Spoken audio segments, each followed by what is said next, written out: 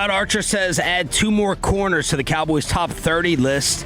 Jermod McCoy, who Bryan Broaddus absolutely loves. Bobby and Nick Harris seem to think he will not be drafted by the Dallas Cowboys. Why is he on that visit list then? D'Angelo Pons also scheduled to be at the Star this week. So that would bring the total known corners on the list to 7. Lot to make certain of with McCoy's knee. Why is he visiting? Because there's a lot to make certain of with McCoy's knee. This is the sort of thing where it's for instance, we don't know why they brought in Omar Cooper. It's the only offensive player they've brought in.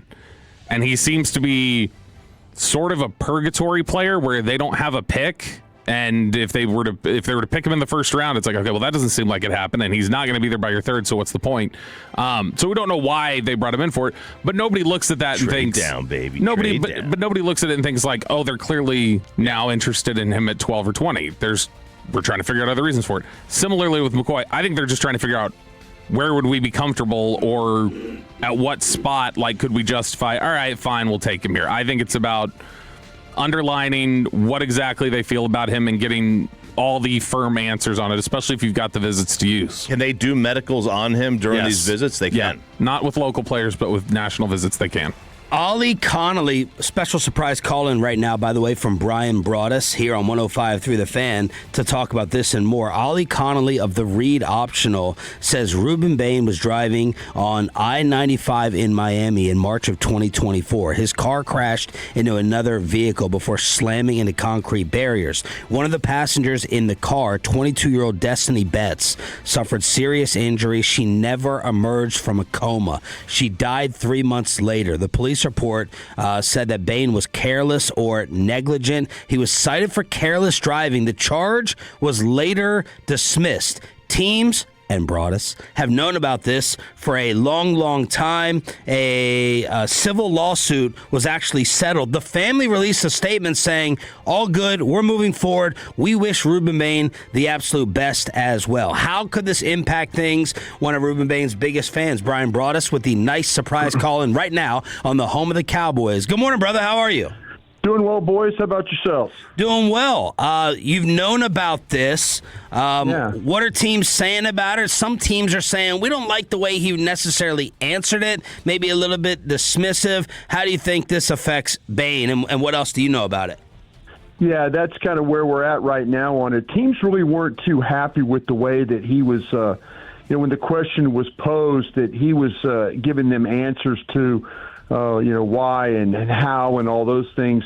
They were also worried about some potential backlash of maybe this thing reopening and some a lawsuit once again being something that once he signed this contract, this was clearly a black cloud that was hanging over this kid's head throughout the whole process here. So, it's something that, like I say, I know myself, Bobby, Zach Wolchuk, others, we were kind of starting to hear some things from scouts and stuff that we were talking to, that this thing was going to potentially something that he was going to have to answer to. To be honest with you, I'm surprised it's held this long. I know we're only a few days away from the actual draft itself, but this is something that teams have known about for quite a bit, and they really weren't too happy with the way that he was handling the question part of it. Does this affect anything for you if he's sitting there at 12? Well, the effect is that to me, now listen, this is, my board's my board. They really don't give a rat's ass what I say. I mean, they, last time they cared what I said was in 2005. So, but that's, I mean, it's one of those things that, I've known about it for the last few weeks. And I was like, okay, well, if teams are not taking him off the board, it sounds like to me that teams are more adamant about the body type, the short arms and stuff, than they are this thing. So, but does it change for me? No. Dallas needs a pass rusher.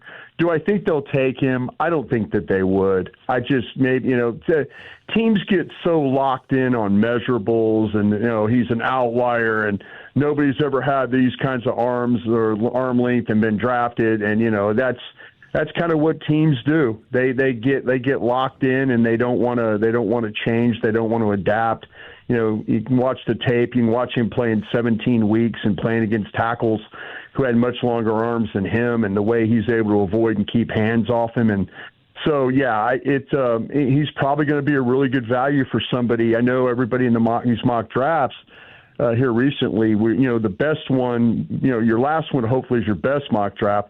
I'll be interested to see where some of these national guys, the Daniel Jeremiahs and those guys, put him in their final mock. Brian, every insider now is whispering about the Cowboys moving up. We got mock trades for Bailey, Bobby's guy out of Tech. We got mock trades for Reese. Dane Brugler on Friday, which we'll play later, is talking about maybe moving up for Sonny Styles. How are you weighing staying at 12 and 20 versus moving up possibly for Bailey, Reese, or Styles, or anybody else?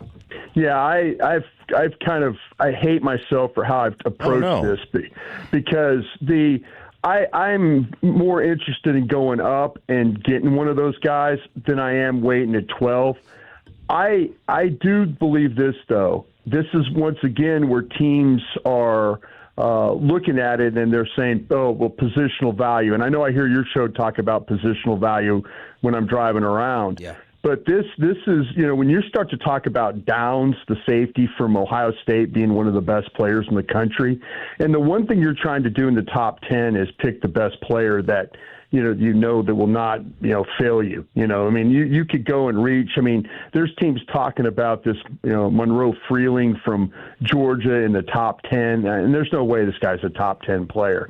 But that's what they're talking about right now. So, to me, I'm kind of in that mode of give me the opportunity to go get one of the best players. Now, if I'm really, really interested in Downs and teams are thinking about the positional value stuff, I might be inclined just to sit there and see if he falls to me at 12 is what I'll do. So I've kind of gone back and forth on this to try and figure out. I initially was very, very mindful of let's go get one of those guys. I worry about walking the minefields ahead of you. With the teams ahead of you. I especially worry about the Dolphins. And I say this about the Dolphins because John Eric Sullivan, their general manager, first-time general manager, he's got a team that's been cap trouble. He needs players. He needs picks. And I worry about somebody coming up ahead of you at the Dolphins. So I would do my best to try and get up. I know we've heard the Arizona thing. I've had somebody in the organization tell me that's news to us about trading to Arizona. I have not had anybody confirm anything to me about going to Cleveland, but that seems like a pretty legitimate spot if you could get there.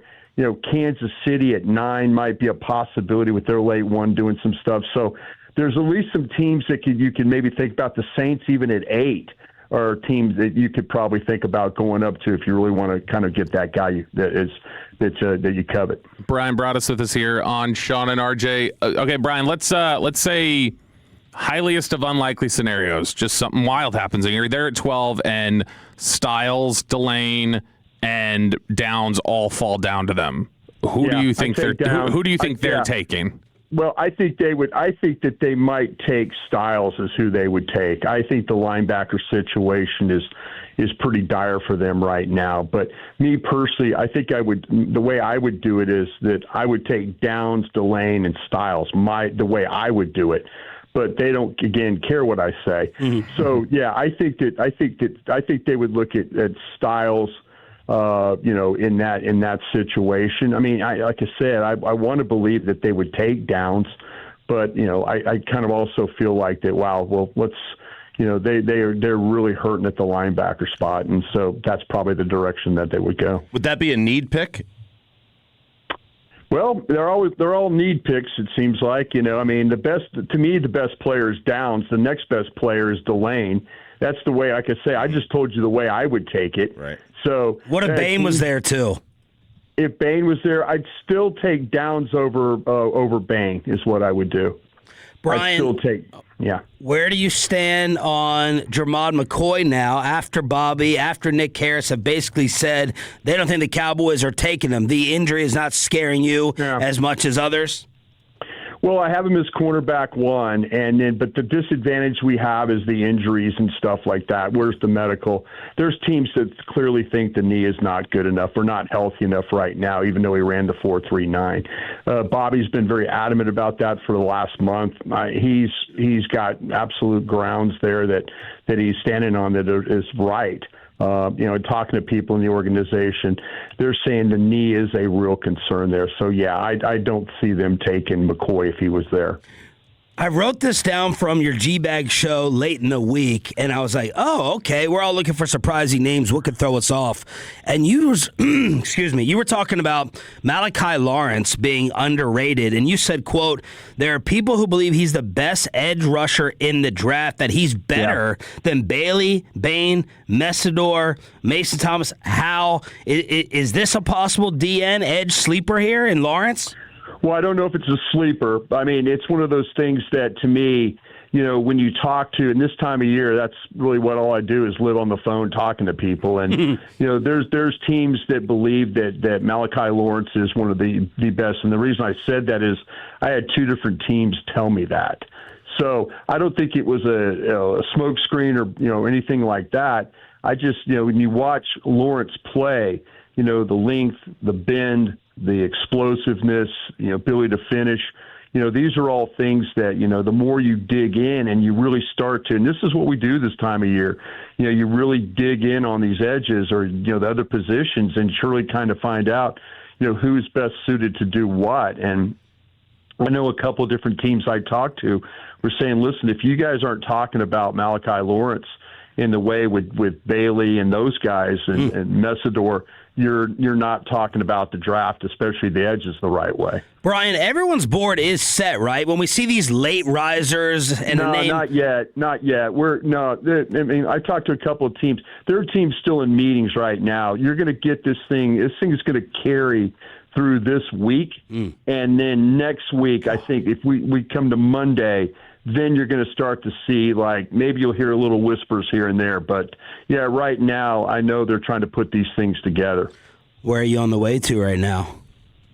I'm sitting in my office at Crown Global Media. I'm about to get in. Yeah. I've got a lot of money if you guys haven't known. The great Bryan Broaddus with the Surprise Monday call-in. Great treat for the 6 a.m. club. Thank you so much, brother. We'll be following on G-Bag.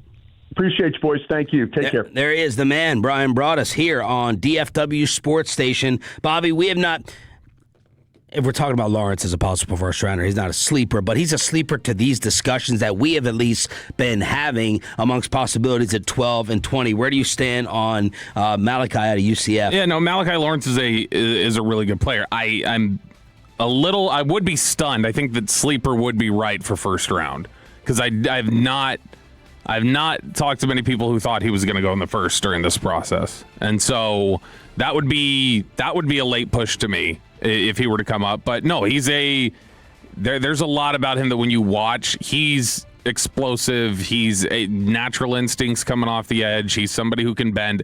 There's a lot about him that when you watch, you go like, oh yeah, that's a pure, like, clean pass rusher. It's just, he's not somebody that I think has been thought of as being the level of impact or the level of upside that even somebody like Keldrick Falk or TJ Parker or some of these other guys have been.